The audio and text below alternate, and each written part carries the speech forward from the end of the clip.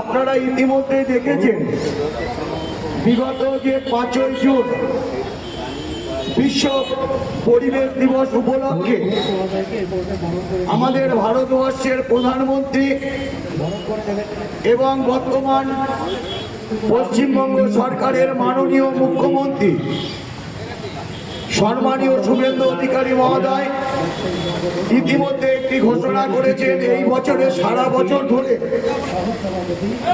আমাদের এই বৃক্ষরোপণের কর্মসূচি চলবে এবং একটি ক্যাপশন আপনারা দেখেছেন, একটি গাছ মায়ের নামে, অর্থাৎ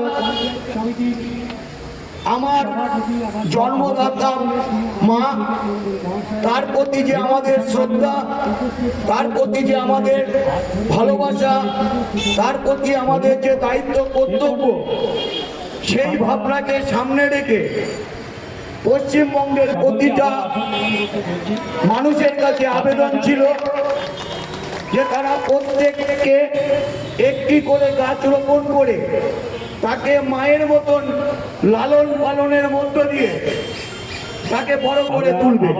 তার কারণটাকে আমাদের গুরুত্ব সহকারে বুঝতে হবে। পরিবেশের যে সুস্থতা, সেই সুস্থতা যেমন বৃক্ষরোপণের মধ্য দিয়ে আমাদের যে অক্সিজেন, এই অক্সিজেনের যে সরবরাহ, তার যে মূল কারিগর অর্থাৎ গাছ, সেই গাছকে আমাদের বাঁচিয়ে রাখতে হবে। এটা যেমন সত্য, আমি জানি এই শান্তিপুর কাষ্ঠ ব্যবসায়ী সমিতি আজকে শুধু নয়, বিগত বেশ কয়েক বছর আমি এসেছি। একটি যে উৎসব, যে অরণ্য উৎসব আমাদের হয়, অরণ্য সপ্তাহ যেটা হয়, এর মধ্যে তারা ধারাবাহিক কাজের মধ্যে নিয়োজিত থাকেন। এই বৃক্ষ সরবরাহের মধ্য দিয়ে প্রত্যেকটা মানুষকে জনসচেতনতা করবার মধ্য দিয়ে তাদের যে দায়িত্ব কর্তব্য তারা পালন করে থাকেন। তারা শুধুমাত্র ব্যবসার তাগিদে গাছ কাটার মধ্য দিয়ে নিজেদেরকে নিয়োজিত রাখেন না। এটা আমরা বিগত কয়েক বছর ধরে ধারাবাহিক দেখে আসছি এবং আমি বারংবার এখানে এসে কয়েকটি কথা তুলে ধরিয়ে যাই যে আমরা যারা প্রতিনিধি বিভিন্ন ব্যবসাদারদের, সেই রকম কাষ্ঠ ব্যবসায়ী সমিতির কাষ্ঠ ব্যবসায়ীদের আমরা প্রতিনিধি হিসাবে Nadia district chamber of commerce and industry থাকি। অন্যান্য ব্যবসা পরিচালনার ক্ষেত্রে যে সমস্ত সমস্যার সৃষ্টি হয়, গতানুগতিক পদ্ধতিতে একজন কাষ্ঠ ব্যবসায়ীরও সেই রকম সমস্যা হয়ে থাকে, কিন্তু কাষ্ঠ ব্যবসায়ীদের প্রতি আলাদা কিছু সমস্যা আছে। তার কারণ অন্য ব্যবসার যে র মেটেরিয়াল, যে উৎপাদিত দ্রব্যের মধ্য দিয়ে দ্রব্য তৈরি হয়, কাষ্ঠ ব্যবসায়ীদের ক্ষেত্রে কিন্তু একটু ভিন্ন প্রকৃতির আছে। অন্য ব্যবসায়ীরা যেমন সমাজের থেকে অনেক সময় একটা অন্য ভাবনায় থাকে যে ব্যবসা মাত্র বোধহয় মজুতদার, জমিদার, বিভিন্ন রকম কালোবাজারি, আমরা সেইগুলোকে আমাদের ভাবনার মধ্য দিয়ে সমাজ সচেতনতার মাধ্যম দিয়ে আমরা মানুষকে সচেতন করে থাকি যে সকাল থেকে রাত পর্যন্ত একটি মানুষের দৈনন্দিন জীবনে যা দরকার আমরা ব্যবসায়ীরা দিয়ে থাকি।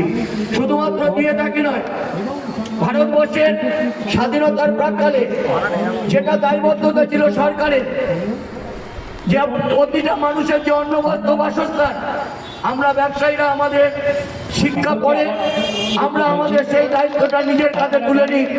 আমরা যেমন আমাদের পরিবার নিয়ে বাঁচার জন্য ব্যবসায় নিয়োজিত হই, সেই রকম আমরা কর্মসংস্থানেরও সৃষ্টি করি।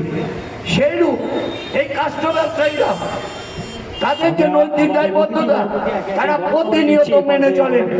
তবুও আমরা দেখেছি একটা কথার মধ্যে দিয়ে যে কাষ্ঠ ব্যবসায়ীরা যেখানে সেখানে হয়তো গাছ কেটে ফেলে, কিন্তু তা নয়। আপনারা অত্যন্ত গুরুত্ব সহকারে দেখবেন, আজকে যেমন চেয়ার টেবিল তৈরি করতে কাঠের প্রয়োজন হয়, হয়তো চেয়ার টেবিলের ক্ষেত্রে আজকে পরিবর্তন এসছে, প্লাস্টিক এসছে, অনেক ক্ষেত্রে গাছ ব্যবহারের ক্ষেত্রে বন্ধ করে অন্য জিনিস তৈরি হয়েছে।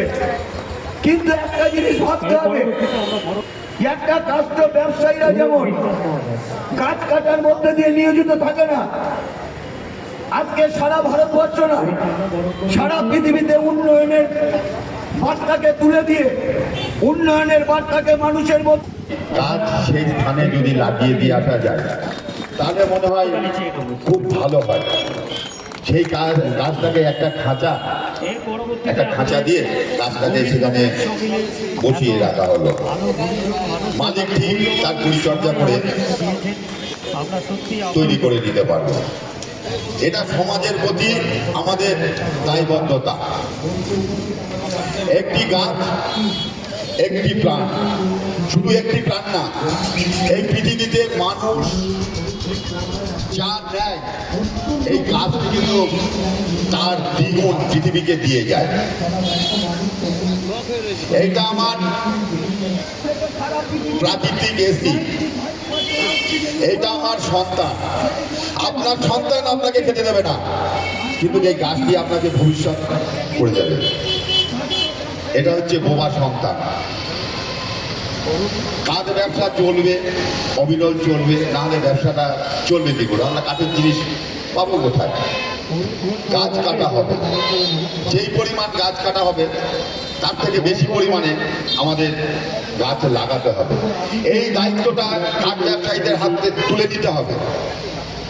শুধু একটা অনুষ্ঠান করলাম, তার মধ্যে দিয়ে 1000 গাছ মিলিয়ে দিলাম, এটা কিন্তু বড় বিষয় না। আমি সারা বছর ধরে যে কর্মটা করব সেটাই হচ্ছে পরিবেশের উপকারে আছে। যাই হোক, আমি কাঠ ব্যবসায়ী। যখন রাস্তা উন্নয়নের ক্ষেত্রে যখন রাস্তা এক্সটেনশন প্ল্যান তৈরি হয়েছে, 6 বছরের পুরনো যে কাজ তারা বৃক্ষচ্ছেদনের মধ্য দিয়ে রাস্তাকে উন্নয়ন করেছে, সেই জায়গায় রাষ্ট্র ব্যবসায়ী সমিতির পক্ষ থেকে আমরা যেমন বার্তা দিই যে একটি গাছ আমরা যখন কাটি, সরকারের যে নিয়ম পদ্ধতি আছে, একটি গাছ কাটলে ন্যূনতম তাকে 10টি গাছ রোপণ করতে হবে বা গাছের পরিচর্যা করতে হবে।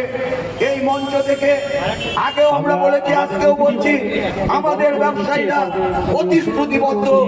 তারা যেমন গাছ কাটে, তারা গাছকে রোপণের মধ্য দিয়ে তাদের দায়িত্বকে সচেতনতার মধ্য দিয়ে পালন করার চেষ্টা করে। সেই কারণে যে সরকারি হোক না কেন, আমরা যে ব্যবসায়ী প্রতিনিধি, আমরা যে ব্যবসাদারদের হয়ে প্রতিনিধিত্ব করি, সেই ক্ষেত্রে সরকারের কাছে আমাদের সবিনয় নিবেদন যে আজকে কর্মসংস্থানের তাগিদে ব্যবসায়িক দিক থেকে তারা যেভাবে তাদের দায়িত্ব সম্বন্ধে সচেতন থাকেন, সেই দায়িত্ব সচেতনতার মধ্য দিয়ে আপনাদের কাছে আমাদের বিনীত আবেদন যে আমার ব্যবসায়ীরা যদি কোনো সময় আপনাদের দ্বারা বাধা